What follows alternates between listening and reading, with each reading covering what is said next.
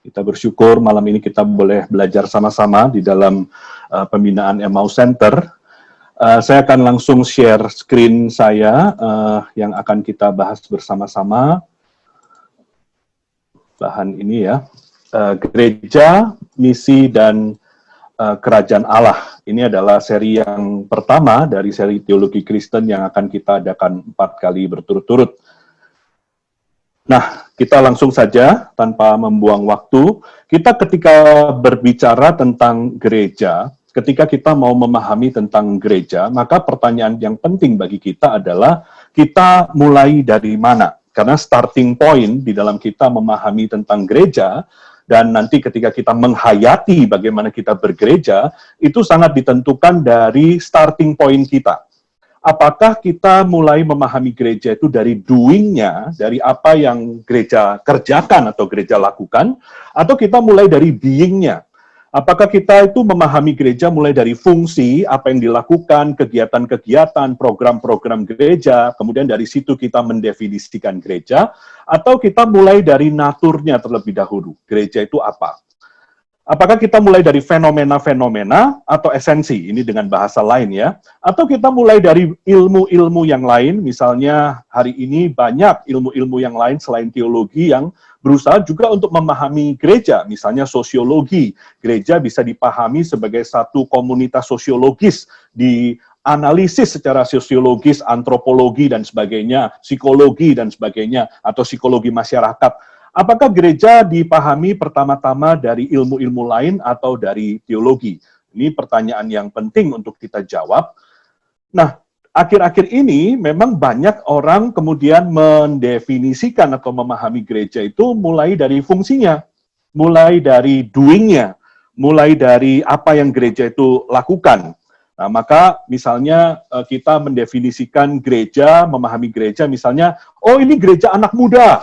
Jadi anak muda itulah yang mendefinisikan gereja. Oh ini gereja dengan lagu-lagu kontemporer, maka worship-nya mungkin yang mendefinisikan gereja. Atau yang mengatakan misalnya, oh gereja kami ini gereja yang seeker-friendly, ramah terhadap orang-orang yang belum percaya, yang bertanya tentang kekristenan, mencari tahu tentang iman Kristen, misalnya begitu. Nah itu semua sebetulnya adalah function-driven.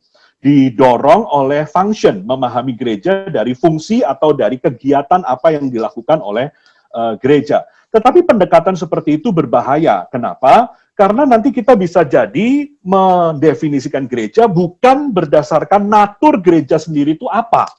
Maka di sini nanti saya akan mau mengajak kita semua untuk memahami gereja itu mulai dari esensinya, mulai dari being atau naturnya, dan memahami gereja secara teologis. Ya, nah nanti kita akan lihat. Karena misalnya begini ya, saya kasih contoh sederhana, Bapak Ibu. Misalnya ini ada gambar-gambar yang saya ambil dari internet, Bapak Ibu bisa dengan mudah menemukannya. Misalnya ya, sendok itu naturnya apa, gitu ya? Sendok itu kan naturnya untuk makan, ya. Sendok itu untuk menolong kita, tools untuk makan. Tetapi bagaimana, bayangkan, misalnya kalau ada seorang anak dari kecil itu dia lihat sendok itu menjadi ganjelan pintu gitu ya, dan dia tidak pernah membayangkan sendok itu ternyata untuk makan. Jadi dia taunya sendok itu adalah untuk ganjelan pintu karena mungkin orang tuanya pakai sendok untuk ganjelan pintu begitu. Nah, kalau kita memahami gereja secara fungsional berdasarkan fungsinya, lalu misalnya contoh saya tadi, oh gereja saya seeker friendly, kemudian dari seeker friendly itu kita memahami natur gereja, jangan-jangan itu bukan natur atau esensi gereja yang sebenarnya.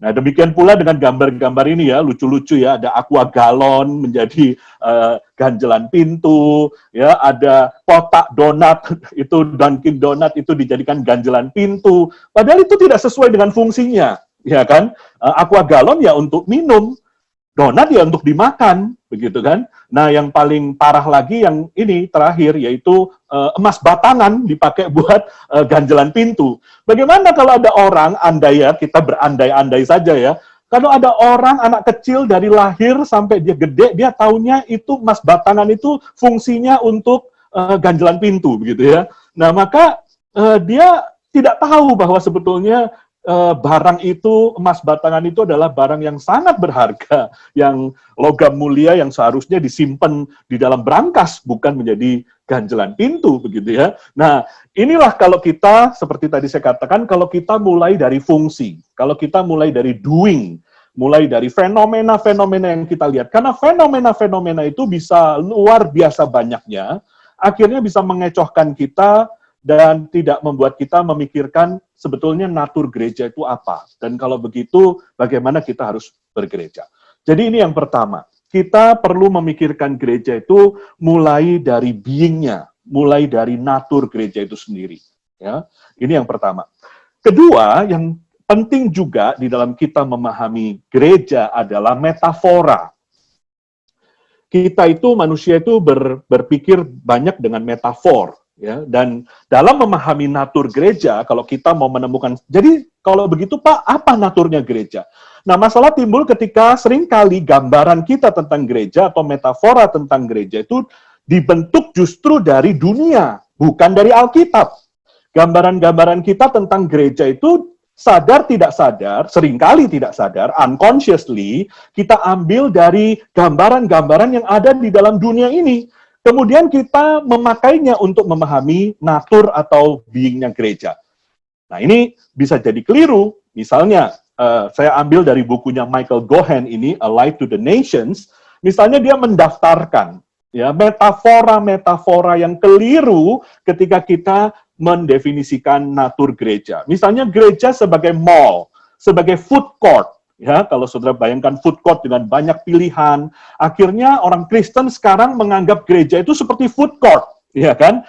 Oh, kalau minggu ini saya dengar pengkhotbah ini di gereja ini, minggu depan saya cari pengkhotbah itu di gereja yang lain, misalnya begitu ya. Nah, jadi gereja itu hanya sekedar food court, kita memilih makanan yang kita suka. Atau gereja itu menjadi seperti perusahaan misalnya, metaforanya corporation. Ya, akhirnya gereja diatur, dimanage, dikelola dengan cara persis seperti mengelola perusahaan. Atau gereja menjadi ruang kelas, ya. Jadi gereja menjadi ruang kelas seperti lecture room, di mana pendetanya kalau khotbah itu seperti mengajar, begitu ya. Nah, apakah seperti itu? Nah, ini metafora-metafora. Kalau kita tidak sadari, kalau tidak kita aware, maka bahayanya adalah bisa jadi kita mendefinisikan memahami gereja itu dengan metafora-metafora yang salah, metafora-metafora yang keliru. Misalnya gereja sebagai tempat seminar motivasi, di mana kita kurang motivasi, kemudian kita datang ke gereja, kita berharap melalui khotbah, melalui worship, melalui segala macam yang terjadi di gereja, kemudian kita dimotivasi kembali, sehingga kita kuat lagi, kemudian kita keluar dari gereja, ya merasa diri kita luar biasa, misalnya. Nah, ini metafora-metafora yang diambil dari dunia, yang perlu kita waspadai, karena belum tentu metafora-metafora ini tuh mewakili metafora-metafora yang ada di dalam Alkitab. Ya, ini penting untuk kita pahami. Sedangkan di dalam Alkitab sendiri, saudara sekalian, metafora-metafora itu sangat banyak. Ya, seorang teolog Perjanjian Baru, Paul Minear, itu mendaftarkan metafora-metafora tentang gereja atau tentang orang percaya di dalam Alkitab, dan dia menemukan ada 96 metafora tentang gereja atau tentang orang percaya yang ada di dalam Alkitab. Tetapi di sini saya cuma ambil 3 yang menurut saya paling penting, yaitu gereja itu adalah the people of God, umat Allah, gereja adalah the body of Christ, tubuh Kristus, dan gereja adalah the temple of the Spirit, bait Roh Kudus. Sebagai umat Allah, gereja itu diciptakan oleh Allah, gereja adalah milik Allah, gereja adalah umat perjanjian Allah. Maka di dalam Alkitab seringkali ditulis bahwa aku akan menjadi Allahmu dan engkau akan menjadi umatku, kata Allah, kata Yahweh. Jadi gereja itu di sini yang mau ditekankan dengan metafora people of God adalah bahwa gereja itu ada karena inisiatif Allah. Gereja itu ada karena diciptakan oleh Allah. Gereja itu ada karena gereja itu milik Allah. Dan ciri daripada people of God adalah dia harus setia kepada Allah. Dan dia harus kudus di hadapan Allah. Nanti saudara bisa baca misalnya di kitab Hosea, di mana umat Allah itu kemudian tidak kudus, dan umat Allah itu kemudian menyeleweng dari Allah yang sejati. Itulah people of God, covenant people of God. Yang kedua, tubuh Kristus. Metafora tubuh Kristus menggambarkan bahwa gereja itu terkait dengan Kristus. Di sini menekankan connection. Gereja yang sejati harus terkonek dengan Kristus, ada di dalam Kristus. Kemudian satu sama lain sebagai anggota-anggota tubuh itu juga saling connect satu dengan yang lain. Maka gereja itu harus saling menerima, yang lemah dengan yang kuat, yang kaya dengan yang miskin, yang sehat dengan yang sakit. Semua menjadi satu kesatuan di dalam tubuh Kristus. Nah, itu terkait dengan Kristus. Dan sebagai body of Christ, gereja juga mewujudkan kehadiran Kristus di dalam dunia. Jadi, seperti Yesus Kristus pernah hidup di dalam dunia dengan tubuhnya, maka hari ini Yesus sudah naik ke surga. Gereja adalah menggambarkan the presence of Christ di tengah-tengah dunia ini. Nah, yang ketiga adalah the temple of the Spirit, gereja sebagai bait Roh Kudus. Kata temple itu artinya tempat di mana Spirit itu dwelling, tempat di mana Spirit itu tinggal di dalamnya. Maka gereja itu cirinya adalah gereja yang memang ada Roh Kudus di dalamnya. Dan kalau ada Roh Kudus di dalamnya, maka gereja itu pasti berbeda dengan komunitas atau berbeda dengan tempat lain yang Roh Kudus tidak dwelling di dalamnya. Nah, di dalam dwellingnya Roh Kudus itu, temple of the Holy Spirit itu, disitulah nanti ada karunia-karunia roh. Disitulah nanti ada buah roh. Disitulah nanti ada hikmat dari Roh Kudus yang memimpin komunitas yang disebut gereja itu. Dan sebagai temple atau spiritual house, kalau kita melihat di dalam 1 Petrus, maka gereja itu menarik orang untuk masuk di dalamnya. Mengundang orang yang ada di luar untuk masuk ke dalam rumah itu sebagai temple. Nah, kalau tadi kontras ya, kalau tubuh Kristus artinya hadir di tengah-tengah dunia, presence di tengah-tengah dunia. Kalau sebagai bait Roh Kudus justru menarik orang yang ada di dunia itu untuk datang. Karena di situ ada Roh Kudus dan ada orang-orang yang dipimpin oleh Roh Kudus. Nah, ini metafora yang ada di dalam Alkitab. Harusnya metafora inilah yang membentuk bagaimana kita memahami gereja. Maka kalau kita kembali dalam slide yang tadi, saudara mungkin kita bisa merefleksikan, hari ini kita bergereja, hari ini kita mungkin menjadi majelis, pengurus, aktivis, hamba Tuhan di gereja, bahkan gembala. Kita memahami gereja itu seperti apa? Atau kita mungkin juga di antara kita ada yang sebagai jemaat. Kita memahami gereja itu dengan metafora apa? Kalau saudara melihat daftar ini, kira-kira metafora yang mana yang selama ini sadar atau tidak sadar mewarnai cara kita melihat gereja dan memahami gereja. Karena metafora itu sangat penting. Nah, ini untuk kita sama-sama belajar, saudara sekalian. Maka kita mau memahami gereja dengan metafora yang tepat, sebagaimana dikatakan oleh Alkitab, dan kita mulai dari being-nya gereja. Kita mulai dari esensi gereja. Sebuah buku dari Craig Van Gelder, ada satu kutipan yang sangat baik. The church is, gereja adalah. Adalah itulah esensinya. Adalah apa? Kita harus mulai dari situ. Barulah kita bisa bicara soal apa yang dikerjakan gereja. The church does what it is. Gereja mengerjakan esensinya dia apa. Jadi esensi itu kita harus tahu dulu. Baru kita tahu apa yang harusnya dilakukan oleh gereja. Dan terakhir, the church organizes what it does. Manajemen gereja, administrasi gereja, manajemen pelayanan gereja, itu dilakukan setelah kita tahu gereja itu apa dan apa yang harus dikerjakannya. Nah, itu namanya mulai dari being. Seorang teolog yang baru meninggal beberapa tahun yang lalu, John Webster, salah satu teolog favorit saya, dia pernah mengatakan tentang gereja seperti ini. Tidak ada doktrin gereja yang tidak sepenuhnya merujuk kepada doktrin Allah. Hanya di dalam keberadaan dan tindakan Allah sajalah gereja berada dan bertindak. Kalau kita mau mulai dari esensi being-nya gereja, maka kita harus mulai bukan dengan gereja itu sendiri, tapi mulai dari Allah. Karena gereja diciptakan oleh Allah, tadi sudah kita lihat. Dan gereja harus didefinisi berdasarkan the existence and the act of God.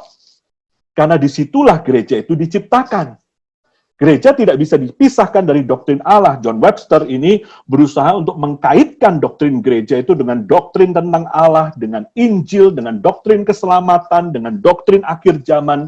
Jadi dia berusaha memahami gereja itu secara teologis. Nah, kalau kita lihat misalnya, saudara, di sini saya tidak akan menjelaskan panjang lebar, tapi kalau kita lihat the act of God, Allah Tritunggal, Bapa, Anak, Roh Kudus, Allah yang satu itu, sejak awal menciptakan dunia ini sampai titik akhir, titik recreation, penyempurnaan, atau the perfection atas segala sesuatu, bekerja di tengah-tengah dunia. Bapak Gereja Irenaeus mengatakan, Bapa itu bekerja di dalam dunia dengan dua tangannya, yaitu the two hands of God, dua tangan. Tangan yang satu adalah Yesus Kristus, tangan yang satu lagi adalah Roh Kudus, kata Irenaeus, the two hands of God. Dan Allah Bapa bekerja di tengah-tengah dunia, menciptakan dunia, menebus dunia, dan pada satu hari nanti menyempurnakan segala sesuatu di dalam dunia, dan segala sesuatu itu di dalam Yesus Kristus dan melalui Allah Roh Kudus. Nah, gereja diciptakan di dalam rangka itu. Kenapa ada gereja?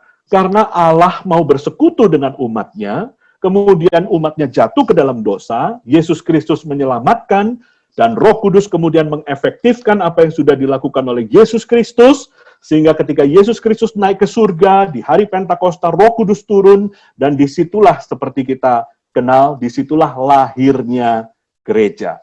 Tentu ada kontinuitas antara umat Allah di Perjanjian Lama dengan gereja di Perjanjian Baru. Tetapi di sini melihat di mana tempatnya gereja. Gereja harus didefinisikan secara teologis dari tindakan dan jati diri Allah. Gereja ada karena pekerjaan Yesus Kristus. Gereja ada karena pekerjaan Roh Kudus. Dan gereja dipanggil oleh Allah untuk berpartisipasi di dalam misi Allah di dalam dunia untuk menyempurnakan, meridim sampai ke titik recreation, ke titik konsumasi. Nah, ini gambar yang menggambarkan hal ini ya. Nah, maka kalau kita lihat di sini, saudara lihat di sini ada church age ya. Di sini masa gereja ya, setelah Yesus Kristus naik ke surga, Roh Kudus turun, maka gereja itu seringkali disebut sebagai the spirit empowered community ya. Spirit indwelt community. Karena gereja itu sebetulnya diciptakan oleh pekerjaan Roh Kudus ya. Nah, maka kalau kita lihat di dalam gambar, di dalam tulisan ini, saya ambil ini dari The Drama of Scripture, kalau kita melihat Alkitab dari awal sampai akhir, maka kalau Alkitab itu bisa dilihat sebagai sebuah drama dengan 6 babak, maka babak pertama itu adalah penciptaan, babak kedua adalah kejatuhan manusia ke dalam dosa, babak ketiga adalah bagaimana Allah kemudian merencanakan keselamatannya melalui Abraham, Ishak, Yakub, kemudian menjadi Israel. Maka Allah memilih Abraham supaya Abraham itu nanti menjadi satu bangsa, dan bangsa ini akan menjadi berkat bagi bangsa-bangsa yang lain. Itu sejak awal, sejak Perjanjian Lama. Kemudian digenapilah di dalam Yesus Kristus di Perjanjian Baru, kerajaan Allah itu mulai direstorasi, kemudian masuk di dalam masa gereja, dan di sini babak kelima, ada babak 5 episode yang pertama dan kedua. Pertama itu adalah masa kisah para rasul, di mana gereja mulai berkembang dari Yerusalem, Yudea, Samaria, terus sampai ke ujung bumi. Dan sekarang tempat kita adalah di babak kelima, scene yang kedua ini. Our place in the story. Tempat kita di dalam kisah dramanya Alkitab. Maka kita sebagai gereja hari ini melanjutkan misi itu ke tengah bangsa-bangsa. Terus sampai ke titik yang terakhir, di babak yang terakhir, yaitu babak ke-6, consummation of God's kingdom, atau dengan kata lain, recreation tadi. Nah, disinilah kita ada, disinilah gereja ada, disinilah kita memahami being-nya gereja di dalam karya Allah, di dalam karya Yesus Kristus dan Roh Kudus di dalam dunia ini. Maka kalau kita memahami gereja terkait dengan Allah Tritunggal, saya bisa simpulkan seperti ini. Gereja dipanggil oleh Allah Bapa, called by the Father, ditebus oleh Allah Anak, redeemed by God the Son, dan didiami, dwelt by the Holy Spirit. Dan Roh Kudus itu yang mempersatukan kita dengan Kristus. Ini satu ajaran yang penting di dalam ajaran reformasi, khususnya John Calvin, union with Christ, dipersatukan dengan Kristus. Maka kita menjadi umat Allah, menjadi body of Christ, menjadi temple of the Spirit, hanya di dalam Kristus. Nah, maka Allah Tritunggal itulah semestinya yang membentuk natur dan fungsi gereja sebagai umat Allah. Gereja tidak bisa dipisahkan dari Allah Tritunggal.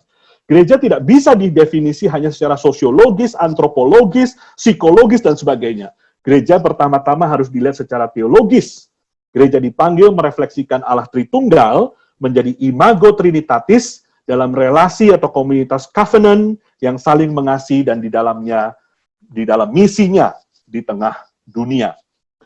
Maka saya mau bicara tentang dua hal, misi Allah Tritunggal dan kemudian nanti adalah misi gereja. Misi Allah Tritunggal itu apa? Tadi kita melihat pekerjaan Allah Tritunggal di dalam dunia, mulai dari penciptaan, penebusan, sampai penyempurnaan segala sesuatu. Apa sih misinya Allah Tritunggal? Atau dikenal dengan, ini ada salah ketik ya, harusnya Missio Dei Trinitatis, misi Allah Tritunggal. Misi Allah Tritunggal adalah mendirikan pemerintahan dan kerajaannya di bumi seperti di surga. Ya, mendirikan kerajaannya, pemerintahan, rule and reign di bumi seperti di surga. Maka misi ini bersifat holistik.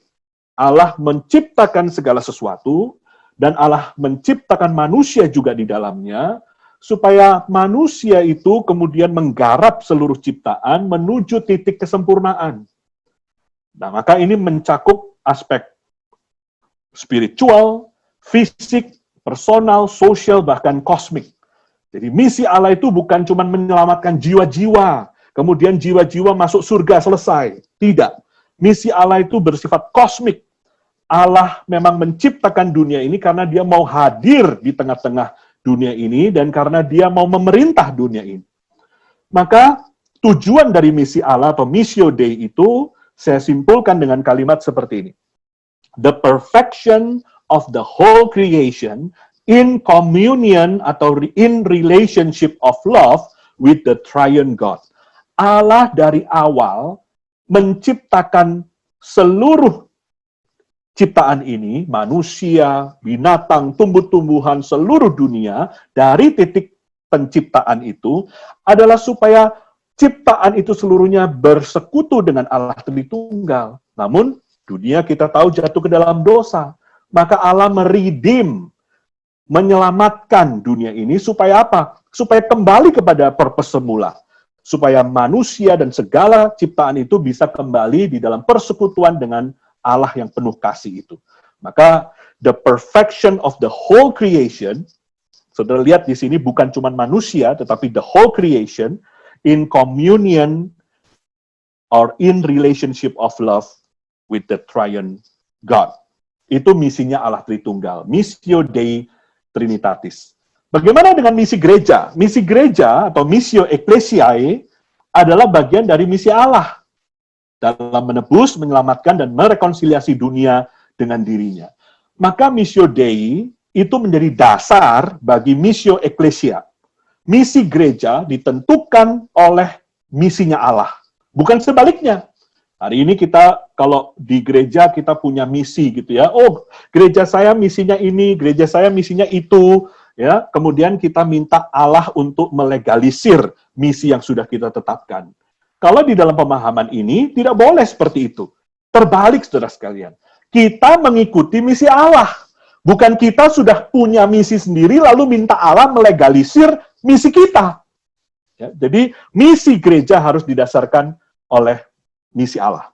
Allah mengumpulkan, gathers, Allah membangun, upbuilds, dan Allah mengutus gereja, sense, ini 3 kata kerja yang dipakai oleh Karl Barth ketika Barth menjelaskan tentang gereja, gathers, upbuilds, sense, gereja di dalam Kristus dan dengan kuasa Roh Kudus. Sekali lagi, saudara lihat, saya tekankan Christ and the Spirit, di dalam Kristus dan dengan kuasa Roh Kudus, ke dalam dunia. Untuk apa? Ini kata kuncinya, berpartisipasi di dalam drama penebusan Allah. Jadi Allah itu menciptakan gereja supaya Allah bisa memakai, gereja menjadi instrumennya, supaya gereja bisa menjadi tempat di mana Allah mengerjakan misinya di tengah-tengah dunia. Maka misi gereja juga bersifat holistik, sama dengan misi Allah tadi bersifat holistik, ya, berkaitan dengan hal spiritual, fisik, personal, sosial, bahkan kosmik, dan mencakup mandat budaya dan mandat penginjilan. Ya, kita sering dengar kata ini.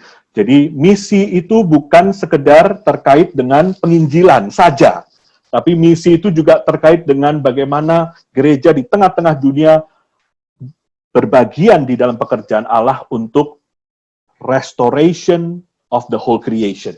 Nah, ini misi dari Allah.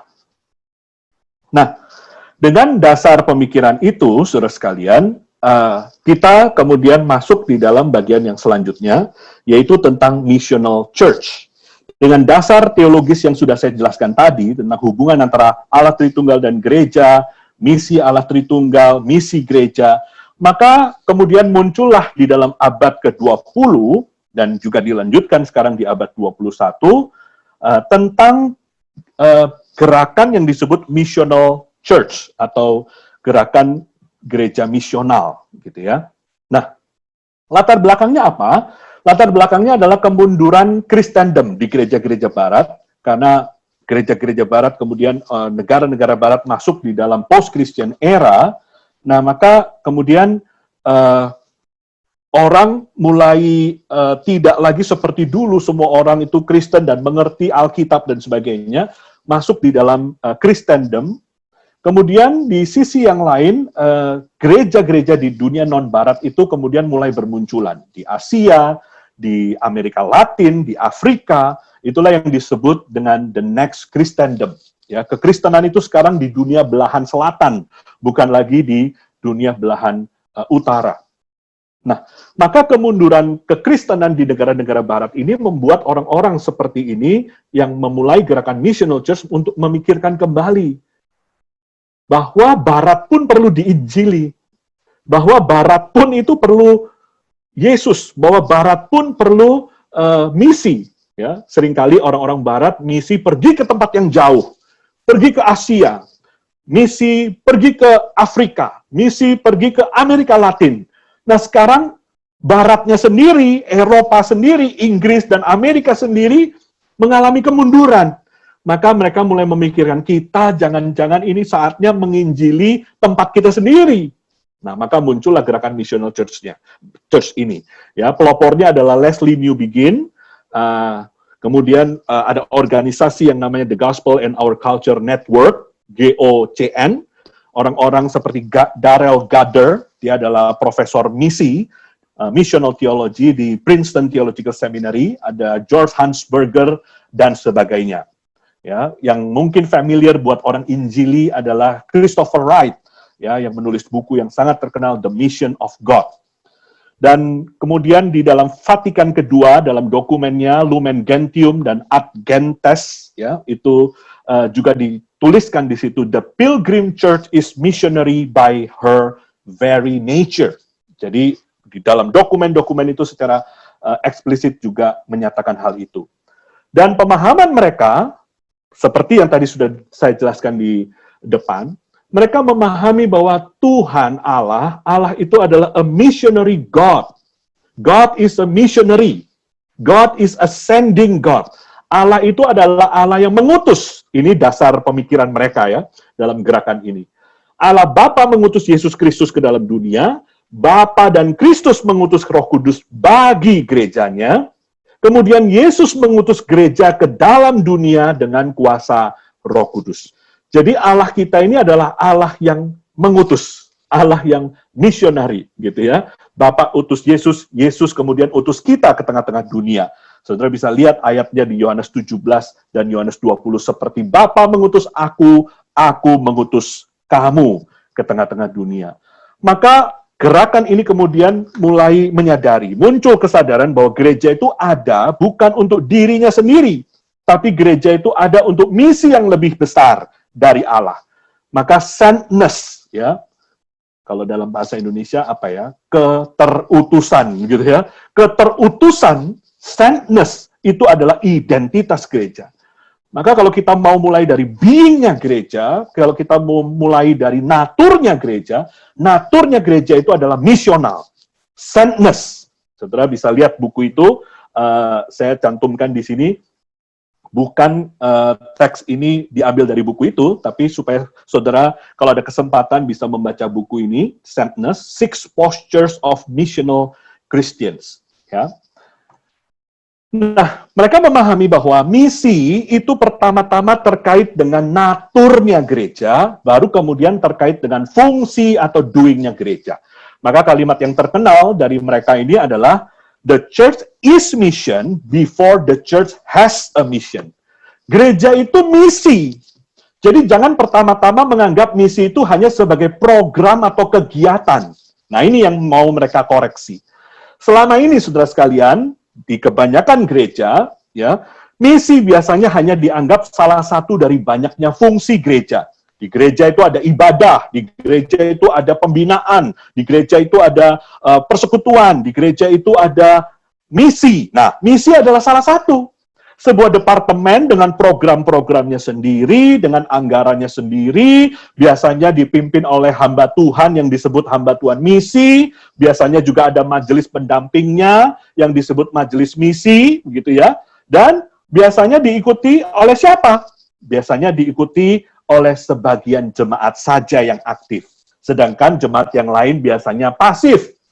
Misalnya mendukung, memberikan persembahan misi, tetapi tidak ikut bermisi.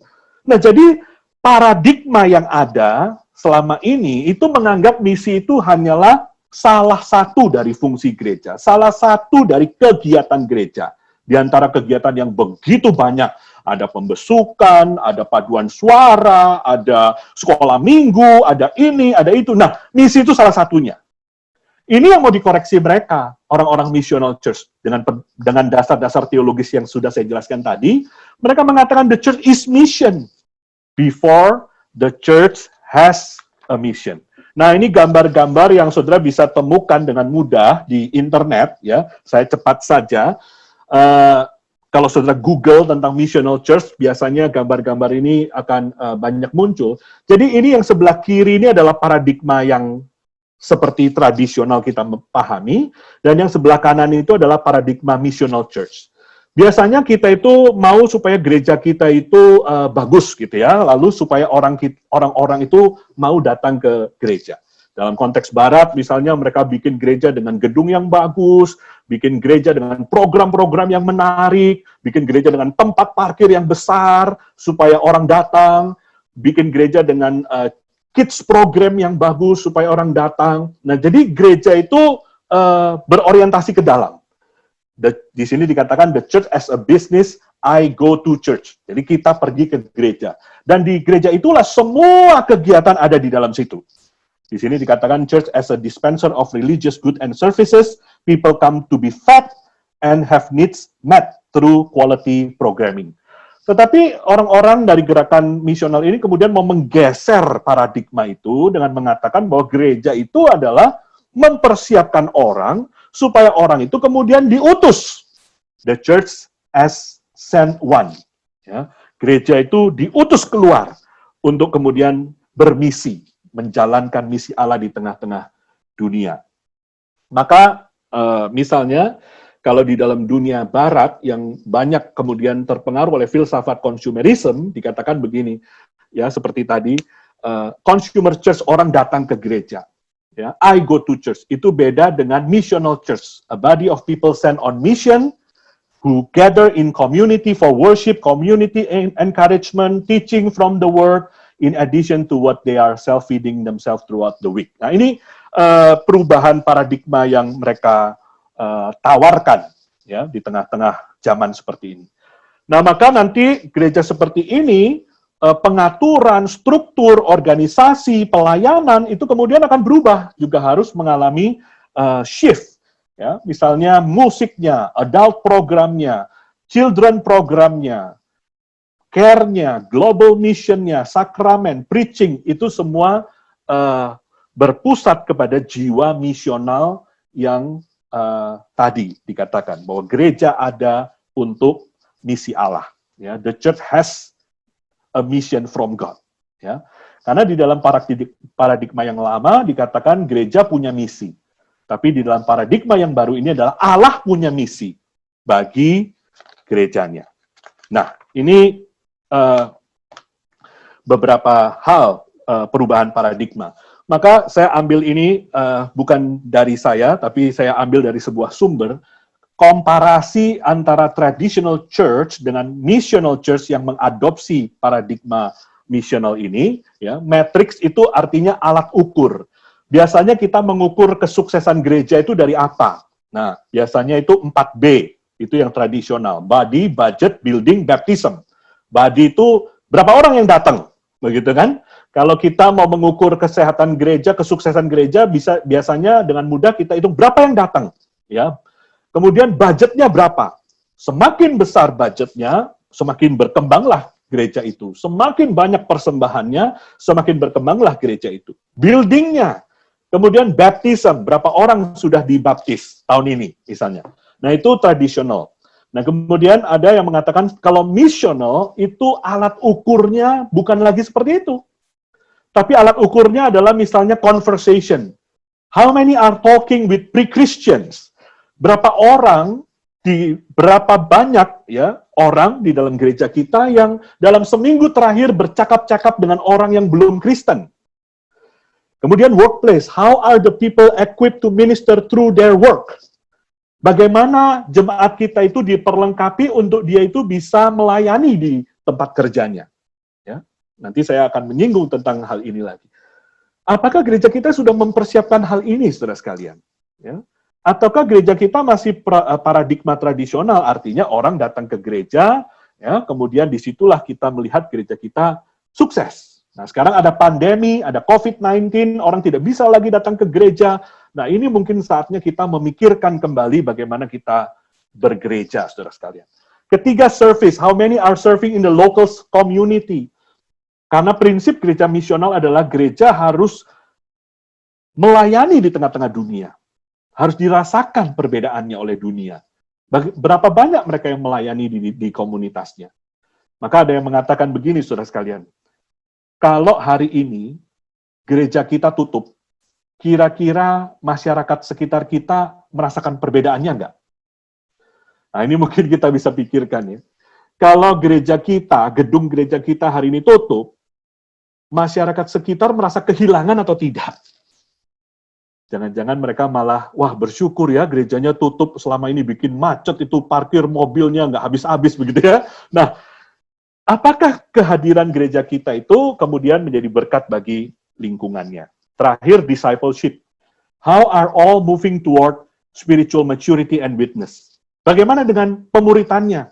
Apakah pemuritannya itu mempersiapkan jemaat supaya dewasa secara rohani dan mereka bisa bersaksi dengan efektif di tengah-tengah dunia? Nah, kalau kita menggeser paradigma, maka hal-hal ini akan berubah, saudara sekalian. Nah, sebagai penutup, saya akan memberikan 4 hal sebelum nanti kita masuk di dalam tanya jawab. Ya. Shift menuju gereja misional atau pergeseran paradigma menuju gereja misional. Ada 4 hal yang saya mau soroti di sini, berdasarkan dasar-dasar teologis bahwa Allah adalah misionari, gereja berpartisipasi dengan misi Allah di dalam Kristus dan dengan kuasa Roh Kudus. Biasanya, di dalam model yang tradisional, misi, seperti tadi saya katakan, itu dilakukan oleh sebagian jemaat. Misi biasanya gereja biasanya terorientasi ke dalam, ya. Dan misi itu seringkali dipahami pergi ke tempat yang jauh. Saya tidak mengatakan selalu, saya juga tidak mengatakan bahwa gereja tidak melakukan di tempat yang dekat, tapi ini kita mau melihat secara paradigma, saudara sekalian. Biasanya, khususnya di dalam konteks gereja-gereja barat, makanya muncul missional movement ini, misi orang barat, pergilah ke tempat yang jauh. Pergi ke Afrika misalnya. Ya, di situ mereka bermisi. Nah, lalu yang pergi juga sebagian orang, nggak semua. Jadi mungkin mereka mengutus misionaris dengan keluarganya. Lalu misionaris itu pergi ke Afrika. Lalu mereka keluarkan dana misi. Ya, nanti setahun sekali atau mungkin 6 bulan sekali orang misionarisnya harus kasih laporan kepada gereja pengutusnya. Jadi ke tempat yang jauh. Atau seringkali misi dilakukan juga untuk waktu yang pendek. Ini juga masalah paradigma ya. Seringkali short term mission, ya, pergi ke suatu tempat, kemudian selesai, begitu ya. Nah, ini sekali lagi saya tidak bicara soal program, tapi ini soal paradigma, ya. Nah, gereja misional mengajak kita bergeser di dalam paradigma kita. Kalau selama ini misi itu hanya dikerjakan sebagian jemaat, maka gereja misional mengajak kita bahwa misi itu kalau memang kita sadar bahwa misi itu adalah DNA-nya gereja, maka tidak bisa tidak seluruh jemaat di dalam gereja itu akan punya jiwa misi, punya identitas dan DNA misi, kemudian bersama-sama mereka melakukan kegerakan misi. Ini yang pertama. Jadi misi harus menjadi kegerakan seluruh gereja, bukan hanya satu departemen atau sekelompok orang saja. Ya, jadi ini pertama-tama harus dipahami bukan sebagai program, bukan sebagai kegiatan, tapi katakanlah ini sebagai jiwa atau spiritnya gereja. Kalau kita yakin bahwa misi itu adalah identitas atau DNA-nya gereja, maka tidak ada satu orang pun jemaat yang tidak misional. Jemaat bukan penonton, jemaat bukan pendukung, jemaat bukan pelengkap, atau ditambahkan pelengkap penderita, begitu ya. Namun jemaat itu adalah pelaku aktif. Dalam bahasa lain, seluruh jemaat itu di dalam kerangka berpikir misional ini adalah seluruh jemaat itu misionaris. Bukan misionaris dalam arti yang kita konvensional yang seperti kita tahu, bahwa tidak semua jemaat kan pergi ke tempat yang jauh menjadi misionaris di situ. Tidak. Tapi seluruh jemaat adalah misionaris dalam arti mereka menghidupi misi Allah di tengah-tengah dunia. Maka ingat kembali konsep priesthood of all believers, bahwa seluruh orang percaya itu adalah imamat yang rajani. Dalam 1 Petrus 2 ayat 9. Seluruh jemaat itu tidak ada yang penonton. Seluruh jemaat itu adalah jemaat yang aktif, yang harus bersama-sama, berkolaborasi di dalam satu gereja, menjadi satu kegerakan bersama. Karena misi adalah gerakan komunitas, bukan semata-mata gerakan individu, maka gereja perlu membangun komunitas yang sehat, dan jemaat perlu belajar sharing life together. Kalau kita mau bersama-sama bergerak ke satu arah, yaitu misi, bagaimana kita hidup di tengah-tengah dunia, maka kita harus belajar hidup bersama di dalam dunia, antara saudara seiman satu dengan yang lain, sharing life together. Di situ ada sharing, di situ ada listening, di situ ada saling tolong-menolong, di situ ada bahkan suffer with, menderita bersama-sama yang lain. Di situ ada trusting, saling mempercayai. Ya, tidak mudah mempercayai orang lain. Tetapi di dalam gereja kita belajar mempercayai orang lain.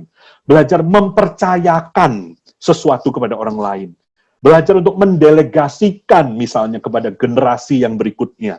Nah, ini semua dipelajari di dalam gereja sebagai satu komunitas. Bearing one another's burden. Menanggung beban satu sama lain. Sehingga nanti kita bisa berderap bersama. Satu irama mengerjakan misi Allah di tengah-tengah dunia. Jadi ini yang pertama. Di sini ada hamba-hamba Tuhan. Di sini yang mengikuti juga ada jemaat, ada majelis, mungkin ada pengurus, ada aktivis, ada orang-orang dari sekolah teologi, ada orang-orang mungkin dari lembaga, ya, begitu diverse yang ikut sesi kita pada malam hari ini. Mari kita sama-sama belajar, melihat paradigma ini dan melihat apa insight yang bisa kita tangkap dan kita pelajari untuk konteks gereja kita masing-masing. Tidak semua ini belum saudara lakukan. Pasti banyak di antara apa yang sudah saya jelaskan ini sudah saudara lakukan. Tapi yang sudah melakukan mungkin ini sebagai refreshing kembali. Mengingat kembali jati diri gereja itu seharusnya seperti apa. Gereja bukan 2080 teori. Gereja bukan yang ngerjain hanya 20% untuk mengerjakan melayani yang 80%. Tidak. Gereja itu harusnya 100% semua itu melayani. 100% itu menjadi pelaku aktif. Tidak ada penonton di dalam gereja. Penonton kita hanya satu, yaitu Allah. The audience of one. Allah yang menonton segala perbuatan dan segala pelayanan dan misi kita di tengah-tengah dunia. Nah, ini yang pertama, paradigma yang harus diubah. Kedua, missional movement ini mengajak kita yang tadinya gereja berorientasi ke dalam, sekarang gereja perlu memikirkan berorientasi keluar, atau dalam bahasa kerennya, dari sentripetal menjadi sentrifugal, keluar. Nah, ini juga harus mengalami perubahan paradigma. Jadi pelayanan itu bukan cuma di gereja, spiritualitas bukan hanya dihidupi di dalam gereja. Sekali lagi saya harus tekankan, bukan berarti gereja tidak penting, bukan berarti apa yang terjadi di dalam gereja itu tidak penting. Di dalam gereja ada pemuritan, di dalam gereja ada ibadah, di dalam gereja ada sakramen, perjamuan kudus, baptisan, itu semua penting.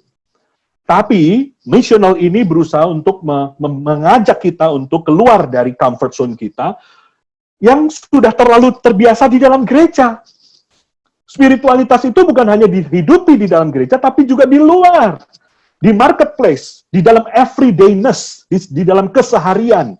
Ketika kita bekerja, ketika kita membesarkan anak, ketika kita berelasi dengan orang di luar sana, ketika kita bercakap-cakap dengan orang di luar, misalnya. Di mana saja. Gereja dan jemaat harus menghadirkan Injil, Gospel, dan menghadirkan Shalom dimanapun Tuhan menempatkan mereka. Nah, ini both end ya. Kita tidak boleh either or. Injil yang sejati itu ada unsur kata dan ada unsur perbuatan. Ada unsur word, ada unsur deed. Kita memproklaim, tapi kita juga mendemonstrate. Kita sharing the gospel, kita juga showing the gospel melalui kehidupan dan tindak tanduk kita. Nah, itu Injil yang sejati. Menghadirkan shalom, damai sejahtera di tengah-tengah dunia. Menghadirkan keadilan, menghadirkan kesejahteraan, menghadirkan kebenaran. Itu semua shalom, damai sejahtera di tengah-tengah dunia. Maka perlu spiritualitas yang holistik. Ya, jadi bukan berarti seluruhnya itu gereja sentris. Ya, sekali lagi saya tidak mengecilkan peran gereja, tetapi pelayanan bukan berarti orang itu pelayanan harus ke gereja. Bukan berarti orang ketemu Tuhan harus di gereja, begitu ya. Tapi kita harus mempunyai spiritualitas yang holistik. Ada tempatnya gereja, ada tempatnya kita keluar dari gereja. Ya, spiritualitas yang membumi, spiritualitas yang memikirkan hal-hal yang earthly, begitu ya. Tapi bukan earthly spirituality, tapi memikirkan hal-hal yang ada di bumi. Ya, itu spiritualitas yang holistik. Gereja sendiri, kalau ini tadi keluar, seperti tadi saya katakan sebagai the body of Christ, gereja keluar menghadirkan shalom, gereja sendiri harus kemudian membuka gereja itu menjadi tempat yang terbuka, tempat yang welcoming, tempat yang hospitable. Seperti tadi metafora gereja sebagai the temple of the Holy Spirit. Maka gereja perlu creating space untuk orang lain. Termasuk untuk orang yang belum percaya. Nah, saudara, biasanya misalnya satu contoh ya, katekisasi. Ini saya baca di dalam satu buku, bukunya berjudul The Prodigal Spirit, buku yang sangat bagus. Di sini buku ini memberikan satu contoh. Misalnya katekisasi. Biasanya gereja memahami katekisasi itu untuk apa? Tentu untuk membernya, begitu ya. Untuk orang yang di dalam gereja, mereka mau jadi Kristen, mereka mau dibaptis, kemudian ikut kelas katekisasi. Tapi di buku ini menarik, dia mengatakan katekisasi pun itu bisa menjadi sarana penginjilan. Kalau kita menyadari itu, artinya katekisasi itu juga menjadi space. Ini tadi creating space. Creating space untuk orang-orang yang ada di luar sana, yang belum mengakui diri sebagai Kristen, tetapi ingin tahu tentang kekristenan. Ingin tahu tentang apa sih keunikan kekristenan dibanding dengan agama-agama lain misalnya. Maka kelas katekisasi itu pun bisa menjadi kesempatan untuk orang-orang seperti ini itu diakomodate. untuk mereka kemudian bergumul, menggumuli iman Kristen, mereka masuk di dalam komunitas Kristen, mereka kenal orang-orang Kristen, mereka merasakan koinonianya orang Kristen, dan di situ merasakan mereka diterima, welcoming, dan mereka merasakan hospitality-nya orang Kristen. Jadi ini dua sisi. Jadi orientasi gereja itu jangan hanya untuk dirinya sendiri, pelayanan dirinya sendiri, keluarganya sendiri, orang-orangnya sendiri, tapi gereja misional mengajak kita untuk berpikir yang lain, berpikir the other, berpikir tentang orang lain, berpikir pertama-tama bukan tentang kepentingan diri kita atau kelompok kita, tapi berpikir untuk orang lain, termasuk orang yang belum percaya.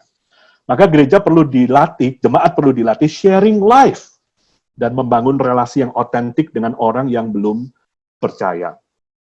Saudara, kalau kita tanya dengan diri kita sendiri, saudara, seminggu terakhir ini kapan terakhir ketemu dengan orang yang belum percaya?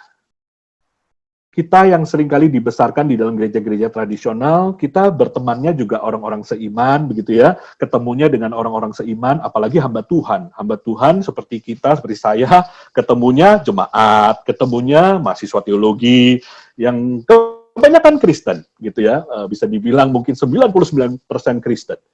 Nah, kapan kita punya kesempatan untuk sharing life dengan orang-orang yang belum percaya kalau kita nggak punya teman orang yang belum percaya? Mungkin justru jemaat in a way lebih mudah, karena jemaat mungkin bekerja di tempat kerjanya, bertemu dengan orang-orang yang belum tentu Kristen. Nah, disitulah jemaat perlu dilatih untuk building bridge, membangun jembatan dan bukan membangun tembok. Gereja bukan menjadi gereja yang eksklusif untuk kalangan sendiri, begitu ya, tapi gereja menjadi gereja yang open, gereja yang welcoming. Nah, ini spirit dari gereja misional. Ketiga, kalau tadi saya katakan, misi, kegiatan misi biasanya ke tempat yang jauh. Ya, ini bisa dipahami secara literal maupun dipahami secara metafora. Maka gereja dan jemaat perlu hadir. Gereja misional kemudian mengatakan banyak yang memakai istilah gereja harus inkarnasional. Saya tidak terlalu setuju dengan istilah inkarnasional, makanya saya tidak pakai istilah itu, tapi saya tangkap maksud mereka. Gereja itu jangan hadir di tempat yang jauh. Kita bikin pos PI di tempat yang jauh, kita kirim misionaris ke tempat yang jauh, bahkan di benua yang berbeda. Tapi di sebelah kanan dan di sebelah kiri gereja kita aja kita mungkin nggak kenal. Di sebelah kanan kiri lingkungan gereja kita saja kita mungkin tidak dirasakan kehadirannya. Maka missional church ini kemudian banyak menekankan gereja itu harus inkarnasional. Ya, saya kurang setuju dengan istilah itu. Jemaat perlu dilatih kalau begitu untuk hadir. Orang Kristen dilatih untuk hadir, gereja hadir. Ya, gereja ada di mana? Gereja ada di Kedoya Raya misalnya. Apakah kehadirannya itu dirasakan oleh warga Kedoya Raya misalnya?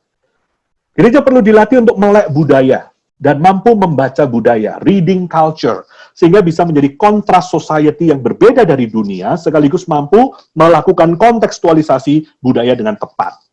Jadi gereja, jemaat itu perlu ngerti di mana mereka hidup, di dalam zaman seperti apa, budaya populer apa yang mempengaruhi dunia ini sekarang. Supaya jemaat bisa membedakan, jangan-jangan gereja ini sudah dimasuki oleh semangat zaman konsumerisme misalnya, tanpa disadari. Kalau kita menjadi sama dengan dunia konsumeris, gereja juga jadi konsumeris, lalu apa bedanya gereja dengan dunia? Maka ketika jemaat dan gereja bisa membaca budaya, maka kita bisa memilih dan memilah mana yang benar, mana yang tidak. Kita bisa menjadi kontra society yang berbeda dari dunia, distinct, unik sebagai gereja. Sekaligus mampu melakukan kontekstualisasi budaya dengan tepat. Maka kita perlu terus bertanya, where are you?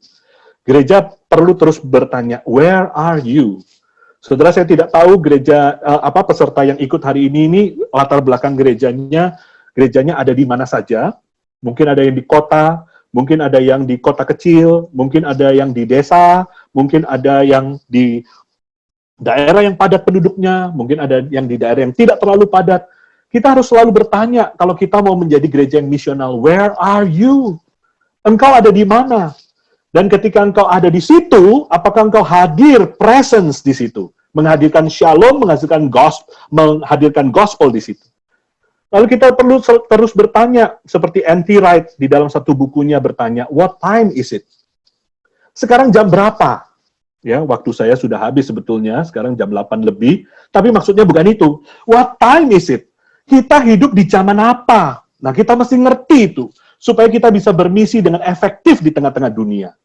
Jangan kita menjadi orang yang kemudian hidup di zaman yang salah, hidup dengan gaya hidup yang keliru, sehingga kita tidak menjawab tantangan zaman itu, dan bahkan bisa menantang zaman di mana kita hidup. Sekaligus kita perlu tanya, whose are you? Engkau ini milik siapa?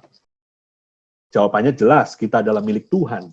Supaya kita tidak lupa bahwa kita ini milik Tuhan, the people of God. Supaya kita tidak menjadi sama dengan dunia. Yesus mengutus murid-muridnya ke dalam dunia, tetapi engkau bukan dari dunia, kata Yesus. Maka kita harus selalu ingat, whose are you? Milik siapa kita ini? Jemaat perlu dilatih bermisi di dalam vocation, panggilan, pekerjaan, dan profesi mereka masing-masing. Nah, ini saya kira adalah salah satu ministry yang perlu kita kembangkan. Bagaimana menyiapkan jemaat kita, menyiapkan tiap-tiap jemaat kita, supaya jemaat kita itu bisa mengintegrasikan iman Kristennya dengan vocation, dengan pekerjaan dan profesi mereka masing-masing. Supaya mereka bisa bermisi dengan efektif di dalam pekerjaan mereka masing-masing. Terakhir, biasanya misi dalam paradigma lama, short term mission ke satu tempat, ya. Nah, sekarang gereja misional mengajak kita untuk berpikir dengan paradigma misi itu di dalam jangka waktu yang panjang. Misi bukan sekedar gerakan hit and run, datang lalu pergi. The power of staying, ya. Jadi perlu faithful presence, hadir dan setia di situ. Karena itu diperlukan leadership, mentoring, dan discipleship yang kuat, sehingga kesinambungan misi dapat terus dijaga dan dikembangkan. Misi itu bukan cuma 1 minggu selesai. Misi itu bahkan bukan cuma 1 tahun selesai. Tapi di mana gereja ada, kalau memang misi itu adalah DNA gereja, berarti tidak bisa gereja itu tidak berkarya misi. Dimanapun dan sampai kapanpun. Maka pemimpin gereja harus terus menyiapkan pemimpin, ya, leadership harus disiapkan, pemimpin-pemimpin masa datang itu harus disiapkan sehingga misi dapat terus dikerjakan, dapat langgeng, lestari, sustainable, ya, sampai Tuhan Yesus datang kembali. Nah, sebagai penutup, ya, ada kutipan dari Emil Brunner mengatakan, the church exists by mission as a fire exists by burning. Gereja ada dengan misi seperti api yang ada dengan dia itu terbakar. Kalau api tidak terbakar, itu artinya dia bukan api. Jadi, burning itu tidak bisa dipisahkan dari fire. Sama dengan misi itu tidak bisa dipisahkan dari gereja. Missio ecclesiae, misi gereja, harus didasarkan pada missio Dei, Trinitatis. Misi harus pertama-tama menjadi identitas gereja, sebelum misi kemudian menjadi kegerakan seluruh gereja, seluruh jemaat. Gereja harus terus berada di dalam Kristus, in Christ, tetap tinggal di dalam Kristus, abide in Christ, dan bergantung pada kuasa Roh Kudus untuk dapat mengerjakan misinya di tengah-tengah dunia. Karena di luar aku, kamu tidak dapat berbuat apa-apa, kata Yesus di dalam Yohanes 15 ayat ke-5. Baik, sampai di sini presentasi saya. Saya serahkan kembali ke Pak Johan. Baik, terima kasih banyak Pak Fandi untuk presentasinya yang sangat membantu dan banyak insight baru yang bahkan juga saya sendiri belajar.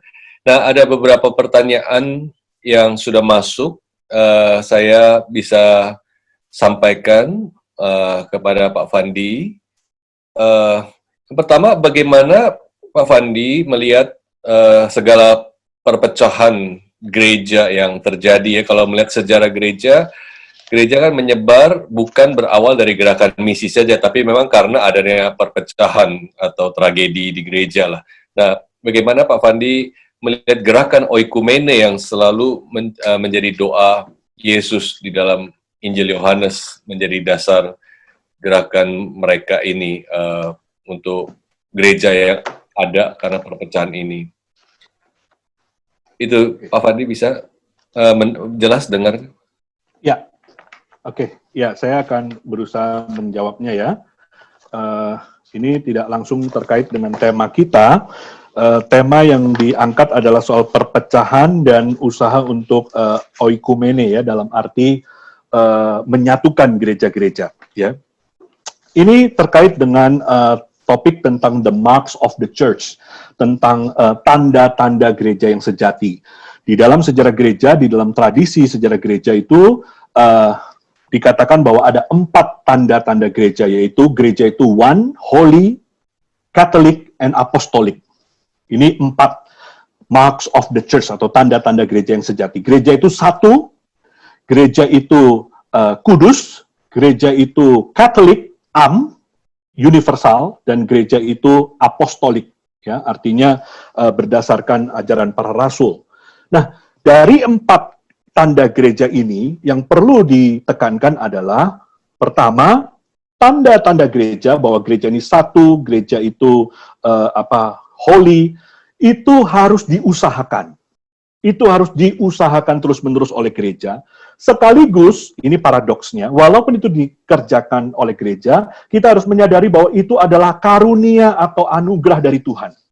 Jadi kalau gereja bisa bersatu, kalau gereja itu bisa kudus, kalau gereja itu bisa Katolik, menghargai perbedaan di tengah-tengah keberagaman, kalau gereja itu bisa terus berdasarkan kepada ajaran para rasul, di satu sisi perlu usaha kita, di sisi lain paradoksnya adalah itu adalah anugerah Tuhan. Itu pertama prinsip. Kedua, dalam memahami tentang the marks of the church ini adalah bahwa ini kita masih di dalam already dan not yet. Sebetulnya ada satu aspek dari pembahasan tentang gereja yang hari ini saya tidak bahas. Gereja itu adalah eschatological community.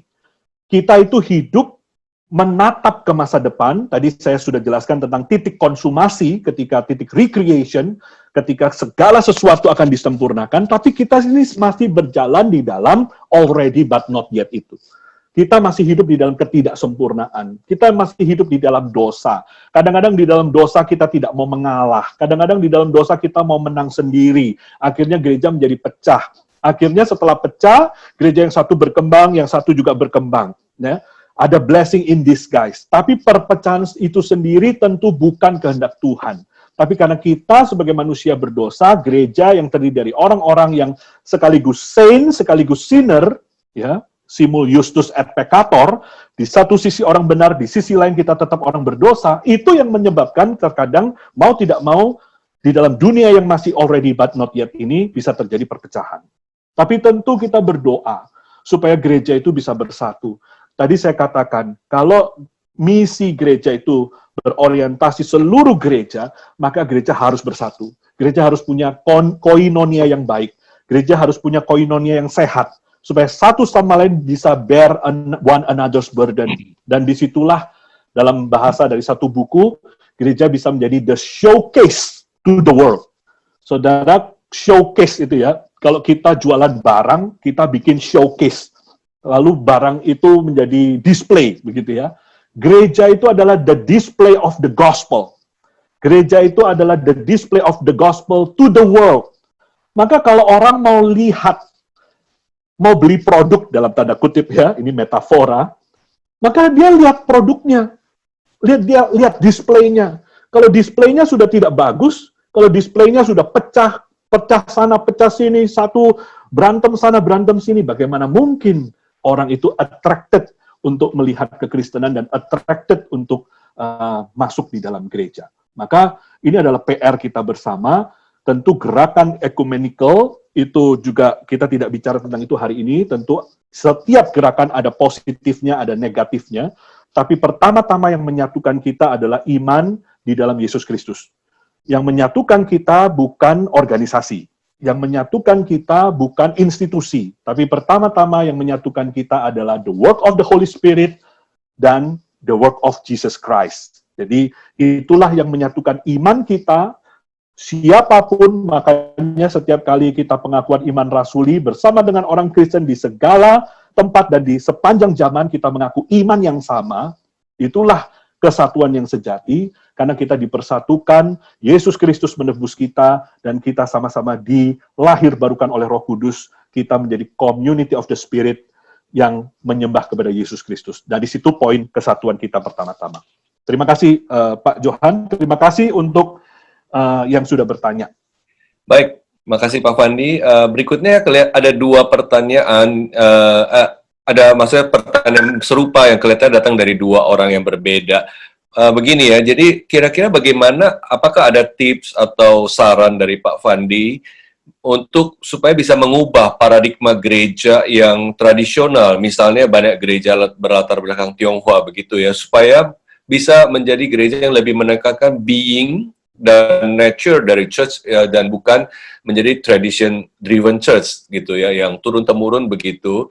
Jadi kira-kira bagaimana kita bisa berpartisipasi mendorong gereja untuk kembali kepada esensi dasar gereja, menjadi gereja yang missional church ya. Jadi gereja yang tidak sedikit-dikit hanya bicara soal uang, soal sakramen, soal baptisan, jumlah, dan sebagainya. Kira-kira sarannya bagaimana Pak Fandi? Terima kasih. Oke, saran yang pertama adalah ikut Emmaus Center. Nah, ini sudah saudara lakukan, ya kan? Saudara dari hamba Tuhan, pengurus, majelis, aktivis, dan sebagainya, sekarang sudah mendapatkan paradigma yang baru ini, begitu ya? Nah, ini sedikit bercanda. Tapi begitu, saudara sekalian, perubahan itu memang tidak mudah. Perubahan itu melelahkan. Perubahan itu tentu membutuhkan endurance, the power of staying, tadi saya katakan. Kalau kita tahu bahwa memang gereja itu esensinya adalah seperti ini, dan selama ini gereja kita ternyata sudah hidup di dalam metafora-metafora yang salah, atau gereja kita mungkin tidak salah secara wholesale, tidak salah seluruhnya, tapi mulai ada satu hal, dua hal yang mungkin tidak cocok lagi dengan natur gereja, maka hari ini kita sama-sama dengan anugerah Tuhan kita dibukakan. Natur gereja itu misional. Nah, lalu bagaimana? Kalau saudara di gereja, tentu perubahan itu harus dilahirkan, peran leadership itu sangat penting, pasti. Leader, kalau sudah punya visi yang sama, satu tim leadership punya visi yang sama, maka leadership bisa kemudian sharing visi, men-sharingkan visi kepada komunitas, men-sharingkan visi kepada jemaat, kembali di dalam doa lutut kita berdoa kepada Tuhan, kembali minta Tuhan mengarahkan gereja kita lagi ke dalam arah yang benar. Kemudian kita sharing. Tujuan sharing apa? Tujuan sharing adalah untuk kemudian kita dalam tanda kutip memenangkan hati jemaat. Kita tidak mau mengadakan suatu perubahan hanya for the sake of perubahan. Tapi kita mau melibatkan seluruh jemaat supaya ini menjadi kegerakan yang dimengerti oleh seluruh jemaat. Bahwa gereja kembali kepada misi Allah, misional misalnya. Maka leadership harus kuat. Sharing visi dikerjakan. Mengkomunikasikan visi. Kemudian perlu bersabar. Karena di dalam men-sharingkan visi, nanti pasti ada yang tidak setuju. Nanti pasti ada yang misalnya kurang mengerti atau belum mengerti. Perlu sabar menjelaskan kepada mereka. Kemudian selain leadership sharing visi, kedua adalah menciptakan culture. Menciptakan budaya. Perubahan itu tidak dikerjakan hanya dari hal-hal yang bersifat formal. Misalnya dulu programnya ini, langsung saudara habis ikut Emmaus, programnya ditutupin semua, lalu kemudian diganti semua. Bukan seperti itu. Tapi kadang-kadang perubahan itu bisa dilakukan dengan mengubah culture, mengubah budaya. Nah, budaya apa yang bisa kita usahakan? Lalu budaya yang baru itu kita habituasikan kepada jemaat kita. Kita habituasikan kepada pemimpin-pemimpin kita. Kita habituasikan kepada hamba-hamba Tuhan kita. Supaya semua punya culture misional yang sama. Nah, saudara nanti kalau saudara mau cari buku-buku tentang misional juga ada bagaimana menciptakan missional culture. Saudara bisa lihat di salah satu website yang bisa menjadi tips buat saudara, missionalchurchnetwork.org kalau nggak salah, atau missionalchurchnetwork.com kalau nggak salah. Ya, tapi saudara bisa browsing itu, di situ banyak tools-tools, banyak sumber-sumber yang bisa menolong kita. Tapi memang begitu, saudara sekalian, tidak mudah mengubah arah, ya. Seperti kita itu mengubah kapal Titanic yang besar, ya. Perubahan sedikit saja sudah mengubah arah daripada kapal itu bisa beda sama sekali. Maka kita perlu sabar, kita perlu berlutut, minta pertolongan Tuhan, minta Tuhan bukakan. Kalau memang ini adalah satu misi gereja yang harus kita kerjakan, kembali kepada jiwa misional ini, mulai dari leadership sharingkan, men-sharingkan visi kepada 1-2 orang, sharingkan visi kepada tim hamba Tuhan, sharingkan visi kepada majelis, lalu berusaha sabar, supaya sama-sama satu visi. Nah, kemudian menciptakan culture, menciptakan habit-habit baru. Ya, kemudian baru setelah itu ministry, setelah itu administrasi. Nah, itu soal-soal berikutnya. Nah, ini jawaban saya. Terima kasih Pak Fandi. Berikutnya, apakah bisa diberikan contoh dari sejarah di mana Injil dan Shalom hadir di tengah komunitas lokal yang tidak mengenal Injil, di mana jemaat Kristen creating space, hospitable, relevant, namun tidak kompromis di tengah budaya yang mendorong nilai-nilai bertentangan dengan nilai kekristenan. Jadi, ada nggak contoh dari sejarah? Jika ada, apa yang bisa kita pelajari dari kesalahan atau kesuksesan mereka? Ini pertanyaannya. Ya, mungkin kalau sejarah ya kita perlu nanti melihat contoh-contoh sejarah ya. Di dalam sejarah juga banyak gereja yang hadir mengubahkan sesuatu, atau orang-orang Kristen yang hadir mengubahkan lingkungannya ya, dari Calvin mengubahkan Geneva, seperti William Wilberforce mengubahkan hukum perbudakan di Inggris dan sebagainya. Nah, itu contoh-contoh seperti itu. Tapi contoh-contoh simpel ya di dalam hidup kita, di dalam gereja kontemporer kita hari ini ya. Misalnya tadi ya, misalnya seperti matriks yang tadi saya sebutkan ya, matriks keberhasilan gereja menghadirkan shalom dan seterusnya. Misalnya ada satu buku yang saya baca itu memberikan contoh tentang bagaimana satu tokoh di dalam sejarah, saya agak lupa namanya, tapi dia seorang pendeta dan dia berusaha membaptis anak secara bersama-sama, anaknya orang miskin dan anaknya orang kaya pada zaman di mana segregasi itu masih sangat kuat begitu ya. Lalu si pendeta ini mau membaptis bersama-sama. Nah, orang tua dari anak yang bayi yang mau dibaptis anak yang orang kaya ini marah. Kenapa kok anak saya dibaptis bersama dengan anak yang miskin itu gitu. Ya. Nah, disitulah kemudian hamba Tuhan ini berusaha tetap pada pendiriannya, dibaptis bersama-sama. Yang kaya ini, anaknya yang kaya dengan anaknya yang miskin ini dibaptis bersama-sama, dan disitulah dia mau menunjukkan bahwa Injil yang sama itu sudah mempersatukan, merekonsiliasi perbedaan-perbedaan, dan di situ dia, walaupun dia ditentang oleh keluarga orang tua dari bayi yang anak orang kaya ini. Jadi di dalam zaman di mana segregasi itu sangat kuat, di situ dia membuktikan bahwa Injil Yesus Kristus harusnya tidak membedakan kaya dan miskin, karena yang dibaptis di dalam Bapa, Putra, dan Roh Kudus itu adalah Allah yang sama untuk yang kaya dan yang miskin. Contoh lain dari buku yang sama, saya baca juga, misalnya di dalam Perjamuan Kudus. Waktu itu juga sama.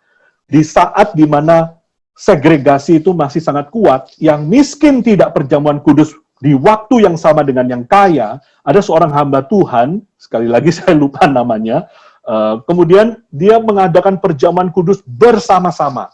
Yang kaya ada di situ, yang miskin ada di situ, dan ini ditentang, tentu ya, untuk orang yang kaya kemudian menentang. Nah, disinilah kemudian dia berusaha menekankan bahwa shalom itu harus hadir. Yang namanya gereja itu harus gereja yang berdasarkan shalom, ada keadilan, ada kebenaran, ada damai sejahtera, kaya, miskin, tua, muda, sehat, sakit, itu harusnya sama di hadapan meja perjamuan Tuhan. Nah, ini tidak mudah di dalam zaman-zaman seperti waktu itu. Nah, hal-hal seperti ini ya. Terus contoh lain, misalnya di dalam contoh yang lebih kontemporer, misalnya kita hadir di tengah-tengah masyarakat, kita misalnya ada gereja-gereja yang membuat bimbingan belajar, ya, bimbingan belajar untuk anak-anak di lingkungan sekitarnya yang tidak mampu untuk membayar les misalnya. Nah, itu kemudian gereja itu hadir di situ, gereja hadir bagi komunitasnya untuk meningkatkan pendidikan di tengah-tengah komunitasnya. Nah, itu sebetulnya banyak sekali. Kita di Amanat Agung punya gerobak pintar. Jadi di dalam kampus kita ada satu gerobak isinya buku-buku cerita anak-anak, ya, bukan buku-buku Kristen, tapi buku-buku yang umum. Nah, buku-buku anak-anak. Nah, kemudian setiap hari Sabtu, beberapa mahasiswa kami itu membuka gerobak itu, anak-anak di sekitar Kedoya Raya 18 ini datang, mereka bisa baca buku, mereka kemudian dibikinkan program, dibikinkan kegiatan, mereka bisa melakukan prakarya, nyanyi bersama, dan semuanya itu bukan nyanyian lagu-lagu Kristen, tapi mereka bersama-sama dan bahkan kita membimbing, ada penyuluhan-penyuluhan untuk orang tua mereka. Nah, itu hal-hal kecil ya. Tentu saya tidak tahu konteks yang bertanya ini gerejanya seperti apa, tapi kita bisa memikirkan hal-hal kreatif yang bisa kita lakukan untuk menjadikan shalom itu di tengah-tengah gereja kita. Dan juga sebagai jemaat menghadirkan shalom di tempat kerja kita, ya, di tempat kita melayani dan sebagainya. Saya kira cukup, Pak Johan, jawaban saya. Baik, terima kasih Pak Fandi. Untuk mengakhiri sesi malam ini, silakan Pak Fandi boleh pimpin doa buat kita semua. Baik, terima kasih untuk setiap kita yang sudah bertahan sampai akhir. Kita belajar bersama-sama dan saya kira kita sama-sama belajar bergumul tentang apa yang sudah kita dengar.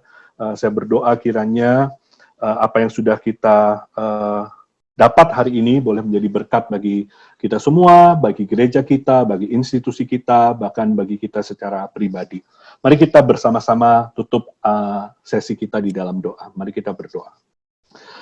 Bapa di surga, kami bersyukur hari ini kami sekali lagi diajak untuk memikirkan kembali tentang esensi natur gereja, bahwa gereja berbagian di dalam misi Allah di tengah-tengah dunia untuk menebus, untuk membarui, untuk merestorasi, dan untuk menyempurnakan segala sesuatu di dalam Kristus dengan kuasa Roh Kudus. Kami tahu Tuhan, ini bukan kuat kuasa kami adalah manusia yang lemah, bahkan penuh dengan dosa, tetapi kalau kami boleh dipakai oleh Tuhan menjadi instrumen di tengah-tengah dunia ini untuk menyatakan kehadiran kerajaan Allah, itu semata-mata adalah anugerah Tuhan. Tolong kami semua Tuhan, di sini ada hamba Tuhan, majelis, pengurus, aktivis, jemaat, anggota gereja, dan seluruh kami yang melayani juga sebagai dosen di sekolah teologi atau siapapun, kiranya Tuhan kembali berbicara secara pribadi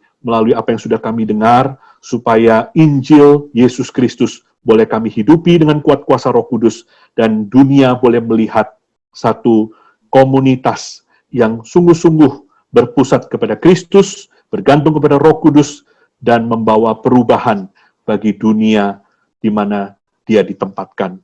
Terima kasih Tuhan untuk kesetiaan para peserta yang sudah ikut.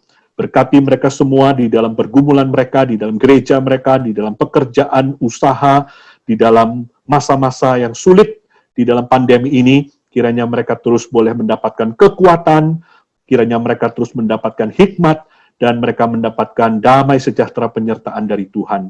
Berkati SDT Amanat Agung ya Tuhan, terus-menerus boleh menjadi berkat bagi warga gereja dan warga masyarakat melalui pembinaan-pembinaan seperti ini. Dan berkati pembicara-pembicara berikutnya di minggu-minggu yang akan datang, kiranya boleh menjadi berkat bagi lebih banyak orang tentang gereja dan isu-isu kontemporer di dalamnya. Terima kasih Tuhan, di dalam nama Tuhan kami Yesus Kristus kami berdoa dan kami bersyukur. Amin.